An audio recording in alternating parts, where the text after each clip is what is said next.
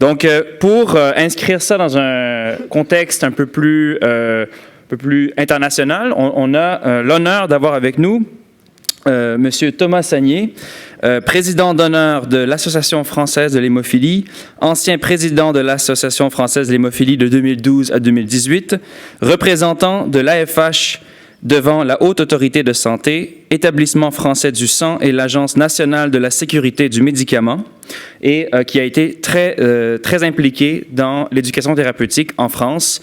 Donc, je vous prie d'accueillir Monsieur Thomas Sagnier.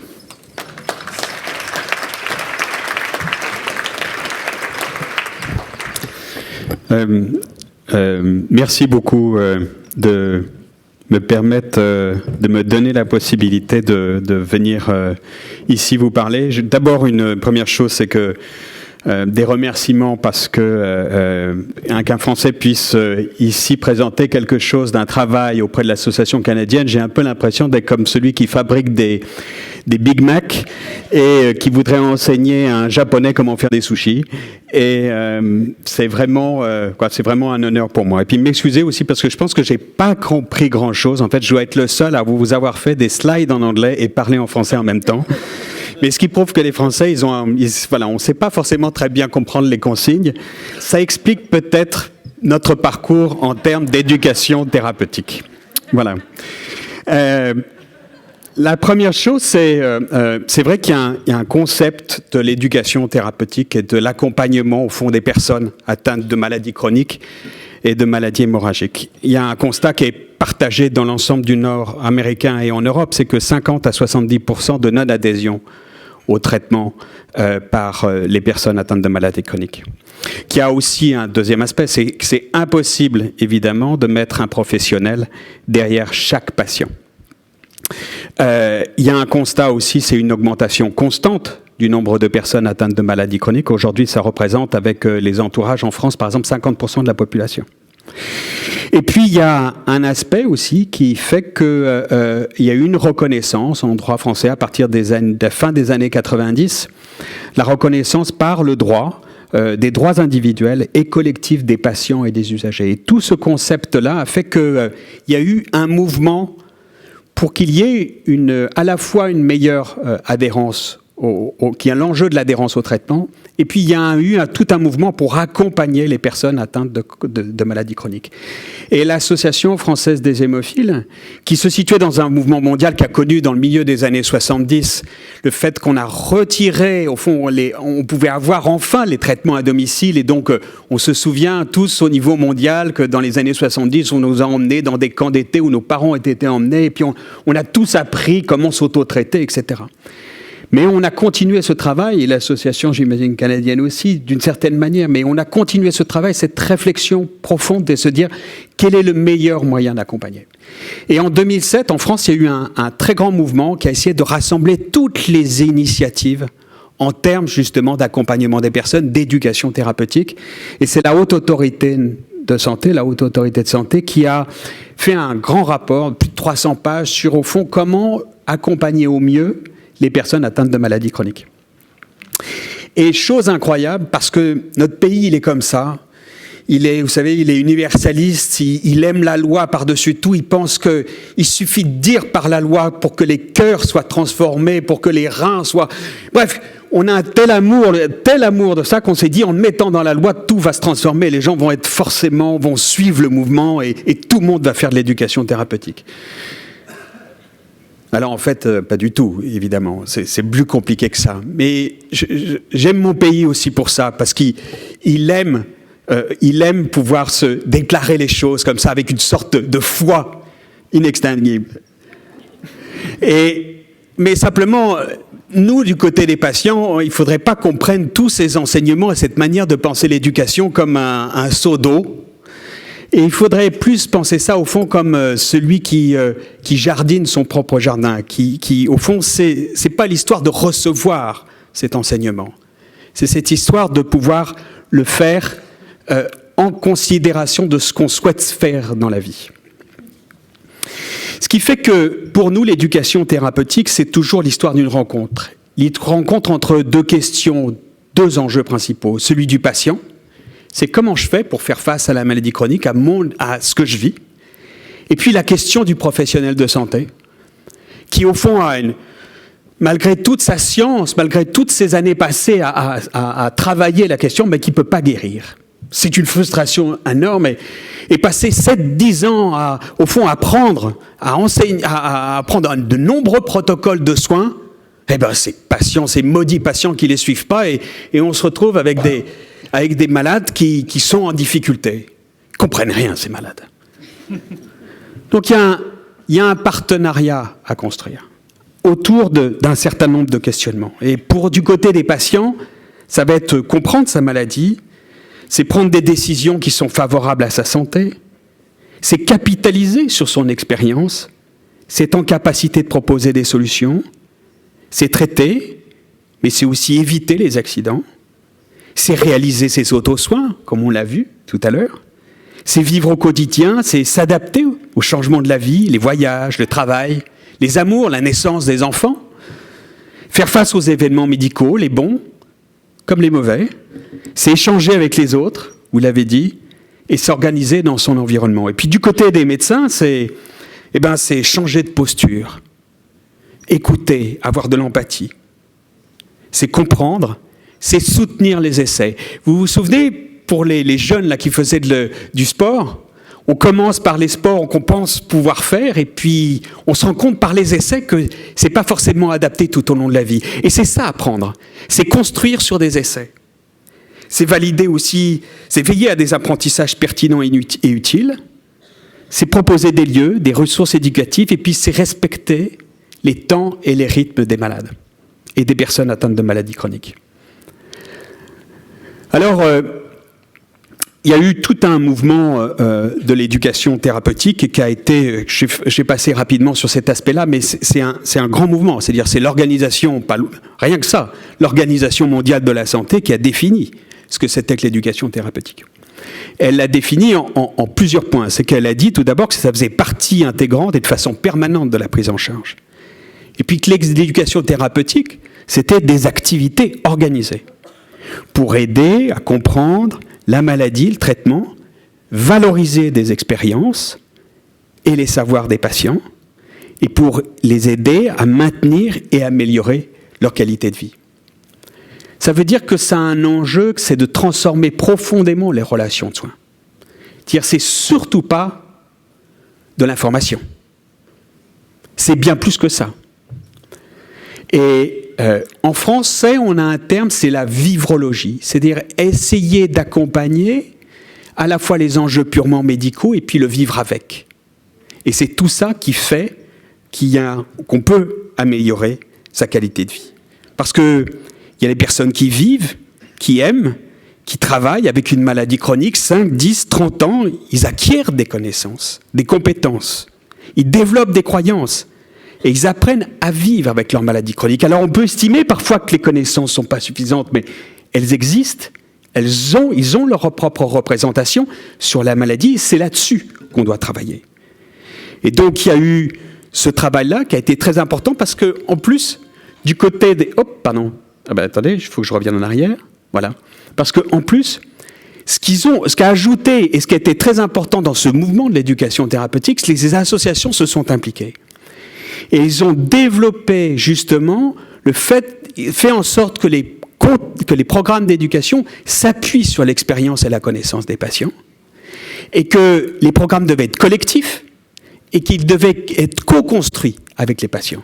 Et ça a donné ce film qui est très rapide et qui présente, et pardonnez-moi, il est en français, qui présente l'éducation thérapeutique.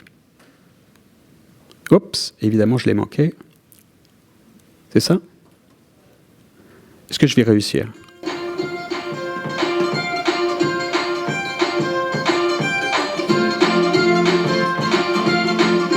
L'éducation thérapeutique vise pour les patients et parents à améliorer leur compréhension de la maladie, à leur permettre de faire face aux difficultés que cette maladie entraîne dans la vie quotidienne et par là même à être plus autonomes. Elle est réalisée par des équipes réunissant des professions différentes dans leurs compétences et complémentaires dans leurs approches. Médecins, infirmières, pharmaciens hospitaliers, kinésithérapeutes, psychologues, assistantes sociales, éducateurs médico-sportifs. Les équipes sont également constituées depuis plusieurs années des patients et parents ressources qui apportent leur expérience et aide les participants à s'exprimer et à mieux comprendre le discours soignant. L'intervention de ce nouvel acteur dans l'éducation thérapeutique répond à une logique historique de la place des usagers dans le système de santé et s'explique également par la reconnaissance d'un savoir issu de l'expérience. Ces savoirs issus de l'expérience viennent ainsi compléter des savoirs professionnels ou scientifiques en apportant des connaissances ou des astuces qui aident à adapter certains contenus théoriques aux situations de la vie courante. Si l'ETP peut être dispensée lors d'une série d'entretiens individuels, elle se réalise le plus souvent lors de séances collectives, ce qui présente le double avantage de pouvoir échanger avec des pairs et d'apprendre à plusieurs. Enfin, les séances pour les participants sont précédées d'un entretien avec un soignant qui évalue exactement ce dont a besoin le patient pour mieux vivre avec sa maladie, et le choix des séances se fait à l'issue de cet entretien.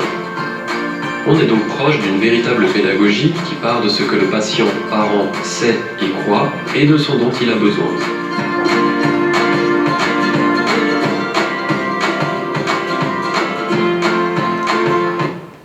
Alors voilà au fond, ce qui constitue sincèrement notre désir de faire et notre travail volontaire et la volonté associative d'être au cœur de ce qui constitue, au fond, de vivre avec et de travailler avec un patient. Et l'association de patients, l'association française des hémophiles, elle s'est située à deux niveaux, à la fois sur le plan organisationnel et sur la mise en œuvre, de l'éducation thérapeutique. Il y avait pour nous 6 raisons de faire et de se lancer dans ce travail-là de coopération et de partenariat avec les professionnels de santé. D'abord, il y avait le rôle des associations dans le monde des maladies rares qui a influencé de manière majeure l'organisation des soins et le partenariat dans les centres de référence en France avec les mises en place des plans nationaux maladies rares. Je vous la fais courte, mais la réalité, c'est que le mouvement des maladies rares est puissant en France. Il y avait aussi ce constat qui était commun avec des professionnels de santé, c'est qu'il y avait des adolescents qui abandonnaient leur traitement, qui avaient des attitudes à risque et qui n'osaient pas parler de leur maladie, vous l'avez parfaitement souligné. Il y avait aussi le fait qu'il y avait des jeunes adultes qui connaissaient des chirurgies lourdes et ça nous foutait tellement mal au cœur que des gamins de 20 ans, je peux dire gamin moi, mais des gamins de 20 ans qui se retrouvent avec des arthroplasties du genou, des chevilles, ça allait pas, alors que les protocoles de soins sont connus. Il y avait des séquelles, il y avait des personnes qui avaient des séquelles articulaires, alors même qu'il existe des prophylaxies. Il y avait des adultes qui s'éloignaient de leur centre de traitement, et d'autres qui, parce qu'ils notamment ils connaissaient des maladies, des comorbidités comme le VIH, le VFC, que disaient « Allez, vous avez rien à m'apprendre, c'est bon ». Et puis il y avait les hémophiles mineurs, et qui connaissaient mal leur pathologie. Et justement, il y a eu cette question de l'hémophilie mineure, elle a été au cœur d'un travail formidable avec les professionnels de santé, dans la mise en place d'un groupe interdisciplinaire qui comprenait à la fois vous allez voir, des médecins, des infirmières, des kinés, des pharmaciens, un ingénieur pédagogique, l'association et des psychologues. Et on a travaillé ensemble comment accompagner des personnes atteintes d'hémophilie mineure. Et je vais vous présenter très rapidement la méthodologie. La première, c'est que, tout d'abord, on a travaillé sur les besoins des patients eux-mêmes. C'est-à-dire qu'on les a interrogés. Et puis, les patients et les parents, ils nous ont dit, voilà, l'hémophilie mineure, c'est un paradoxe. Il y a un oubli et il y a la minimisation de la maladie contre la présence et l'oppression de celle-ci. Une épée de Damoclès en permanence sur nos têtes. Il y a la communication avec les soignants qui n'est pas habituellement ou peu en adéquation avec leur situation. Ils voient tellement d'hémophiles sévères qu'à fois, savoir parler avec un hémophile mineur, c'est pas forcément simple. Et puis il y a les soignants qui expriment des difficultés à trouver les termes conformes, probablement liés à la volonté à la fois de rassurer et puis de mettre en garde, et puis ça marche pas avec les hémophiles mineurs.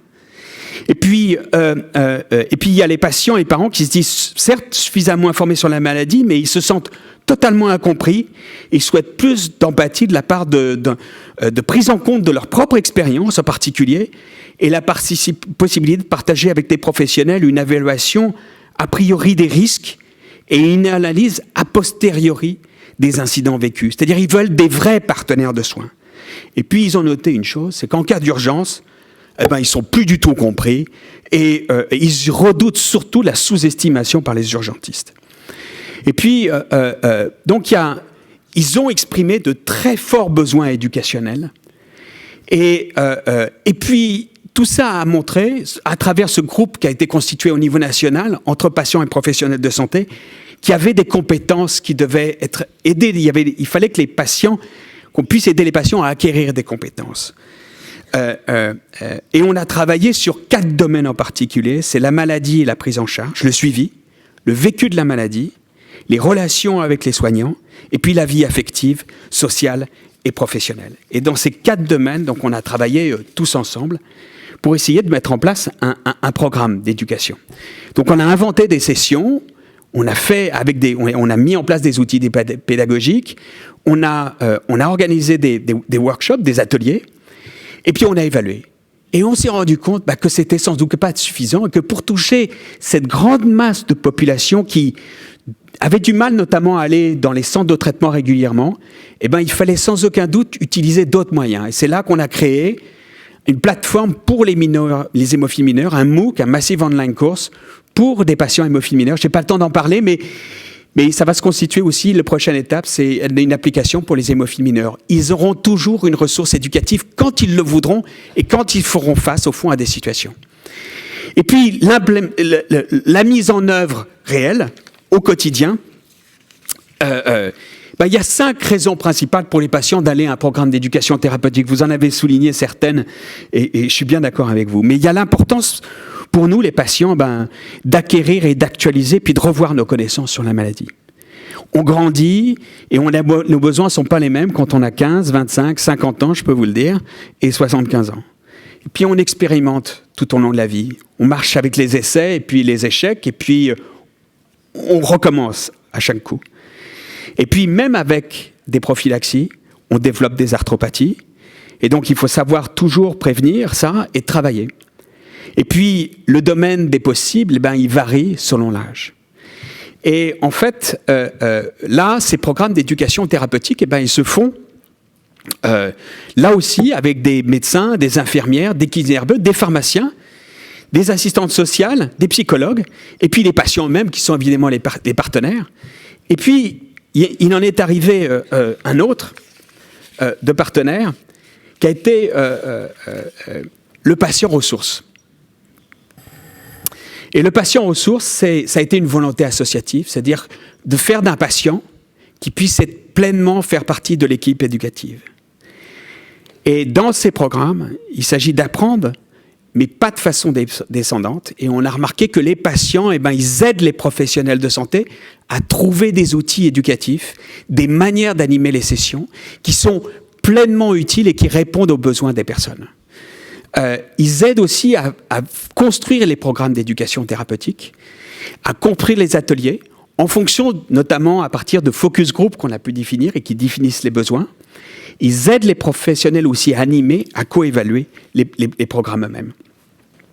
Et donc, l'idée, c'est que le patient, il facilite l'interaction entre les patients et les professionnels de santé.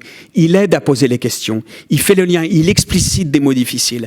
Il pose des questions à la place d'eux. L'objectif pour nous, dans ces sessions d'éducation, c'est de transformer des solutions qui émergent du groupe et qui sont à la fois ajustées par les patients et les professionnels de santé, en s'appuyant sur leurs compétences propres.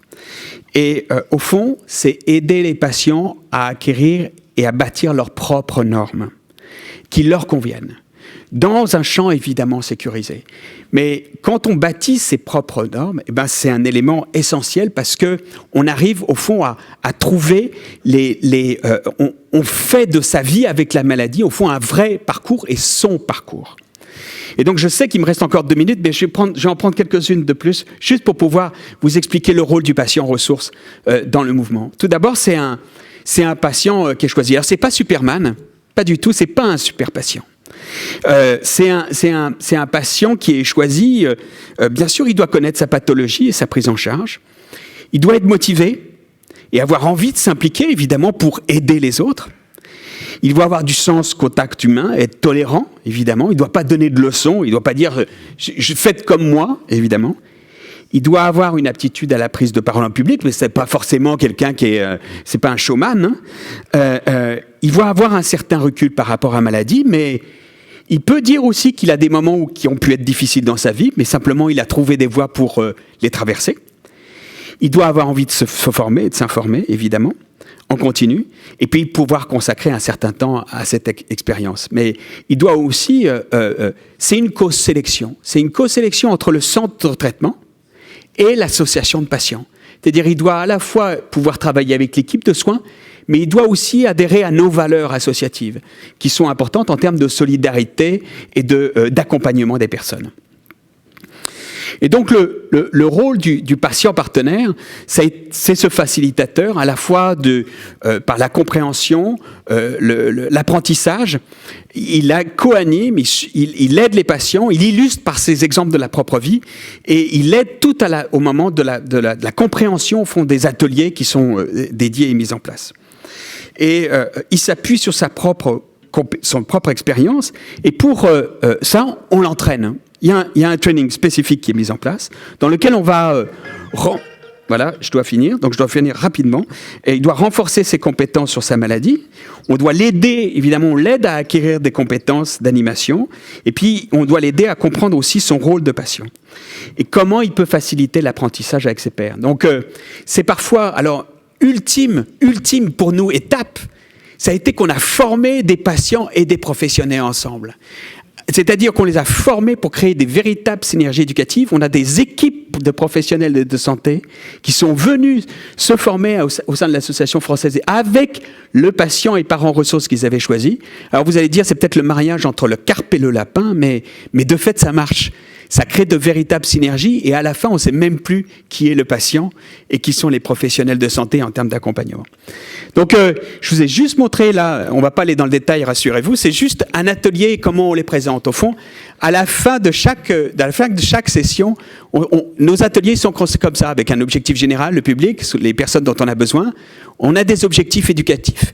On dit ce qui nous semble important, puis ensuite on fait l'animation, puis on l'évalue, puis on dit où est le matériel. Et tous nos programmes et tous nos ateliers workshops sont définis comme ça et ils sont en principe partagés par l'ensemble de la communauté et professionnelle. Aujourd'hui, on a près de 60 patients et parents ressources qui sont formés. Donc, 5 derniers messages importants. C'est d'abord, l'engagement associatif, il est essentiel et nous, on s'est engagés à la fois sur l'engagement de l'organisation, et puis sur la mise en place et la mise en œuvre. Et le partenariat de soins, on l'a trouvé comme ça aussi. À la fois penser l'atelier l'éducation thérapeutique ensemble, mais aussi sa mise en œuvre avec les patients. C'est faire pour et avec les gens, pour les aider à gagner, et puis à leur dire leurs compétences, parce qu'on pense que les gens, ils ont des compétences, dès même le plus jeune âge. Et puis, l'idée, c'est qu'on se base sur l'expérience, sur leur expérience de la vie, puis sur l'expérience clinique, et puis on travaille avec les professionnels pour accompagner ça. C'est un co-design, une co-animation, une co-évaluation des programmes et des ateliers. Et puis le dernier point, c'est un véritable partenariat, un mutuel respect, et puis de la vigilance, l'un l'autre, parce qu'il ne faut pas non plus déconner, on a nos résistances les uns les autres, mais de la vigilance bienveillante entre nous. Voilà, ça a été un peu le chemin qu'a été l'éducation thérapeutique en France. Merci à vous.